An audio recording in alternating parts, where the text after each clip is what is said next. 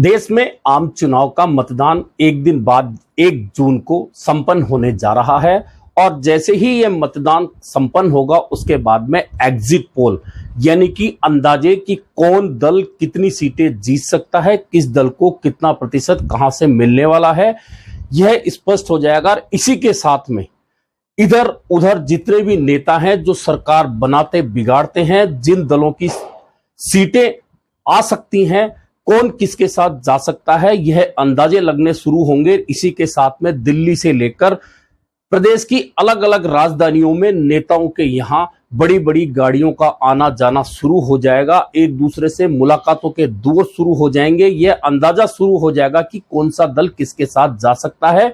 यह सब कुछ तस्वीर कल एग्जिट पोल के बाद में दिखने लगेगी, लेकिन एग्जैक्ट पोल यानी कि फाइनल परिणाम 4 जून को आएगा।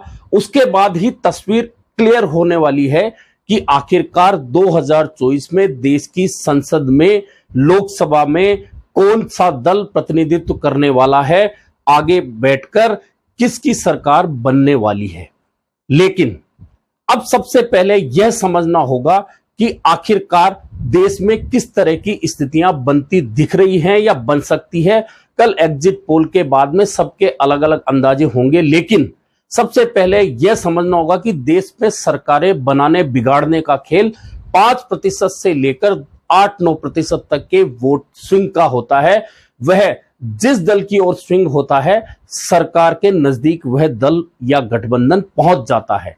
अब यहां समझना यह होगा कि देश में 2 प्रमुख गठबंधन इस समय चुनाव लड़ रहे हैं, या गठबंधन छोड़ दीजिए, एक तरफ सिर्फ बीजेपी है, क्योंकि बीजेपी के साथ एनडीए में जो गठबंधन के दल हैं उनमें बहुत ताकतवर दल नजर नहीं आ रहे। हालांकि एनडीए में 36 पार्टियां हैं, लेकिन अधिकांश पार्टियां ऐसी है जिनके पास एक सांसद भी नहीं है। लेकिन प्रदेश अलग अलग जो हैं वहां फायदा लेने के लिए भाजपा ने उन दलों को अपने साथ मिलाया ताकि उनके हिस्से का 1 या 2% वोट भाजपा के हिस्से में चला जाए। वहीं कांग्रेस के साथ में कहीं अधिक, यानी इंडिया गठबंधन में कहीं अधिक विश्वस्त और मजबूत सहयोगी नजर आते हैं। अब समझना यह होगा वोट स्विंग का खेल क्या है। दरअसल आप पहले 2019 का चुनाव का परिणाम देख लीजिए। उस समय भाजपा के पक्ष में 37% के लगभग वोट आया था और कांग्रेस के हिस्से में करीब 20% के आसपास वोट आया था। उस समय भाजपा के पास एनडीए के मजबूत सहयोगी थे बहुत सारे प्रदेशों में, जहां भाजपा को उनका वोट भी मिला और भाजपा का यह वोट शेयरिंग जो 37% है वह मिला और भाजपा 303 सीटें जीतने में सफल रही। वहीं कांग्रेस अधिकांश बड़े प्रदेशों में अकेले चुनाव लड़ रही थी और यही कारण रहा कि बहुत सारे प्रदेशों में उसका वोट प्रतिशत गिरा और उसका असर राष्ट्रीय स्तर पर आया और कांग्रेस 52 सीटें जीतने में ही सफल रही। अब चूंकि इस चुनाव में इंडिया गठबंधन बना है, अब 37 और 20%, इसके बीच में 17% का फर्क होता है। लेकिन यदि 8 या 9% वोट स्विंग हो जाता है इंडिया गठबंधन की तरफ, तो पूरी स्थितियां उलट सकती हैं। अब यह कैसे हो सकता है, क्योंकि वही बात किसके साथ कौन सा सहयोगी कहां है। अब भाजपा का वोट प्रतिशत 37% था लगभग, लेकिन 62% वोट, जी हां 62% वोट भाजपा के खिलाफ 2019 में भी गया था, लेकिन वह अलग अलग दलों में बंट गया था। इसका फायदा भाजपा को मिला और 37% के बावजूद भाजपा 303 सीटें लाने में सफल रही। लेकिन अब यह वोट स्विंग क्यों बदल सकता है बहुत सारे प्रदेशों में, तो उसका कारण यह है कि इस बार उत्तर प्रदेश में समाजवादी पार्टी और कांग्रेस मिलकर चुनाव लड़ रहे हैं और दोनों का जो वोट प्रतिशत होता है वह 40% से ऊपर जाता है गठबंधन के लिहाज से। ऐसे में अगर वहां 8%, 7% वोट स्विंग हो रहा है इंडिया गठबंधन के दलों की ओर, तो तय मानिए भाजपा को उत्तर प्रदेश में नुकसान उठाना पड़ेगा।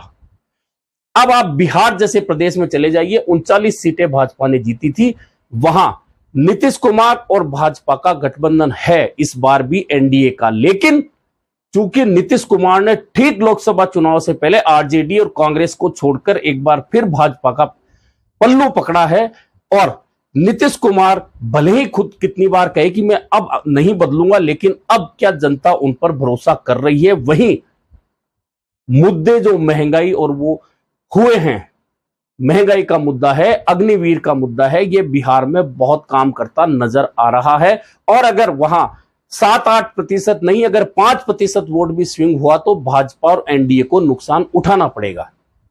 अब आप आइए महाराष्ट्र में, जहां भाजपा बहुत फायदे में गई थी, क्योंकि शिवसेना 1 थी और भाजपा 7 थी। दोनों का वोट प्रतिशत इतना रहा कि 41 सीटें एनडीए के खाते में गई। लेकिन अब महाराष्ट्र में भाजपा के साथ में टूटी हुई शिवसेना का एक हिस्सा शिंदे गुट और टूटी हुई एनसीपी का एक हिस्सा यानी कि अजीत पवार गुट है।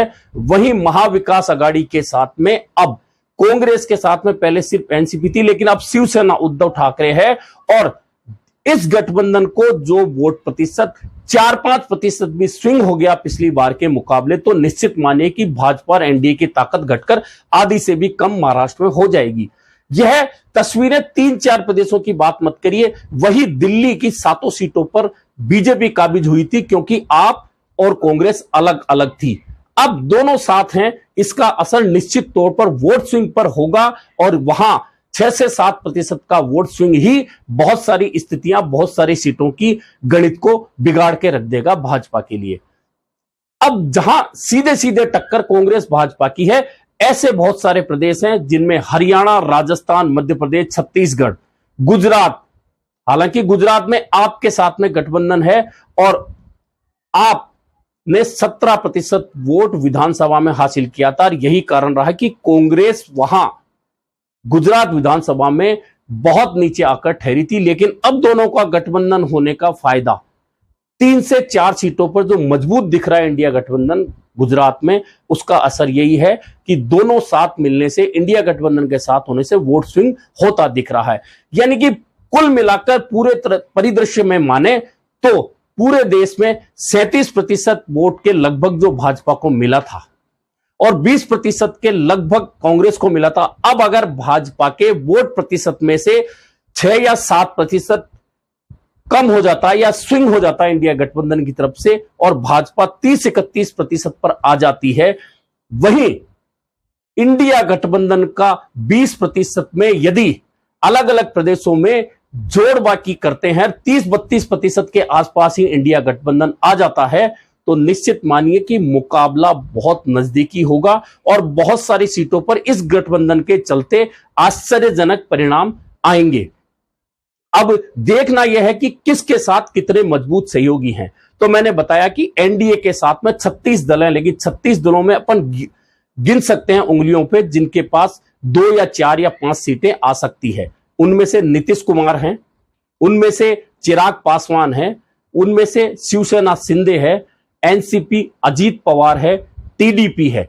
यह प्रमुख दल है। इसके अलावा उत्तर प्रदेश में आरएलडी जयंत सिंह है, लेकिन जयंत सिंह के पास में बहुत लंबा मैदान नहीं है, क्योंकि जयंत सिंह के क्षेत्र में भी ज्यादातर सीटों पर भाजपा ही लड़ रही है। इन 6 दलों की कितनी सीटें आ सकती है एनडीए में, अब यह देखना महत्वपूर्ण होगा। वहीं इंडिया गठबंधन में कांग्रेस के साथ कहीं अधिक मजबूत लोग हैं, उनमें समाजवादी पार्टी उत्तर प्रदेश में, आरजेडी बिहार में, दिल्ली और हरियाणा गुजरात में आप, वहीं आप चले जाइए दक्षिण भारत में डीएमके तमिलनाडु में है। इसके अलावा महाराष्ट्र जैसे बड़े प्रदेश में आप चले जाइए तो वहां एनसीपी और उद्धव ठाकरे की शिवसेना कांग्रेस के साथ इस गठबंधन में है। अब यह गठबंधन कितनी सीटें जीत के लाएगा यह अलग है, लेकिन इसके बाद में जो लोग बचते हैं जो गठबंधन में शामिल नहीं है, बीजू जनता दल और इधर ममता बनर्जी किसी गठबंधन में शामिल नहीं है। अब बीजू जनता दल पर जिस तरह के हमले भाजपा ने किए हैं, शुरुआत में ऐसा लग रहा कि दोनों के बीच में कोई खिचड़ी पक रही है, लेकिन जिस तरह से हमले हुए उड़ीसा में बीजू जनता दल पर, तो अगर गठबंधन की स्थितियां एनडीए की कमजोर होती हैं तो बीजू जनता दल कहां जाएगा यह देखना महत्वपूर्ण होगा।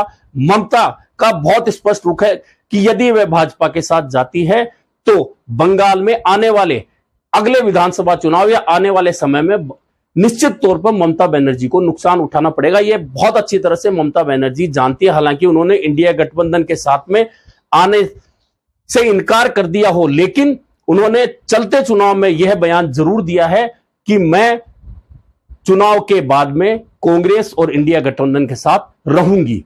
यह बहुत महत्वपूर्ण बात है। इसके अलावा बहुत सारे ऐसे छोटे छोटे दल हैं जो 2 या 4 या 5 सीटों पर आएंगे, उनमें से अधिकांश, क्योंकि अभी तक वे किसी गठबंधन में शामिल नहीं है और वे सीधे सीधे सौदेबाजी करते हैं, ऐसे में जो गठबंधन मजबूत होगा उसके साथ वे जाएंगे। ऐसे में निश्चित मानिए एग्जिट पोल के बाद में कल से फोन घनघनाना शुरू होंगे, एक दूसरे नेता को पकड़ना शुरू होगा, किसी को गठबंधन की तरफ खींचना शुरू होगा, किसी को छोड़कर जाते हुए देखा जाएगा।